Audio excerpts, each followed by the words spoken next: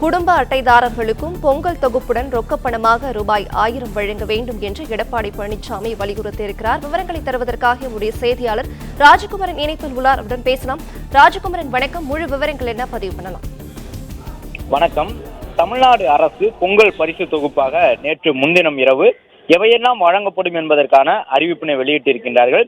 சர்க்கரை, பச்சரிசி உள்ளிட்டவற்றுடன் முழு செங்கரும்பும் வழங்கப்படும் என்று அரசு அறிவிப்பு செய்துள்ள நிலையில் எதிர்க்கட்சித் தலைவர் எடப்பாடி பழனிசாமி பொங்கல் பரிசு தொகுப்புடன் 1000 ரூபாய் ரொக்கமாக வழங்கப்பட வேண்டும் என்கின்ற ஒரு அறிக்கையினை தற்போது வெளியிட்டிருக்கின்றார். குறிப்பாக கடந்த அதிமுக ஆட்சி காலத்தின் பொழுது கொரோனா பெருந்தொற்று அதிகமாக இருந்த பொழுதும் அனைத்து குடும்ப அட்டைதாரர்களுக்கும் பொங்கல் தொகுப்புடன் ரொக்கப்பணமாக 2500 ரூபாய் வழங்கப்பட்டது என்பதை நினைவு கூர்ந்திருக்கக்கூடிய எதிர்க்கட்சித் தலைவர் எடப்பாடி பழனிசாமி இந்த ஆண்டு பொங்கலுக்கு பொங்கல் தொகுப்பை மட்டும் அரசு அறிவித்துள்ளது. எனவே அனைத்து குடும்ப அட்டைதாரர்களுக்கும் பொங்கல் தொகுப்புடன் ரொக்கப்பணமாக 1000 வழங்கப்பட வேண்டும் எனவும், அதே நேரம் மிக்ஜாம் புயல் கனமழையால் வாழ்வாதாரங்களை இழந்து தவித்து வரக்கூடிய சென்னை மாநகராட்சி மற்றும் சென்னை புறநகர் பகுதி இவற்றோடு சேர்த்து திருவள்ளூர், காஞ்சிபுரம், செங்கல்பட்டு ஆகிய மாவட்டங்களில் வசிக்கும் அனைத்து குடும்ப அட்டைதாரர்களுக்கும் பொங்கல் தொகுப்புடன் ரொக்கப்பணமாக 5000 ரூபாய் வழங்க வேண்டும் என்றும் எதிர்க்கட்சித் தலைவர் எடப்பாடி பழனிசாமி வலியுறுத்தி இருக்கின்றார்.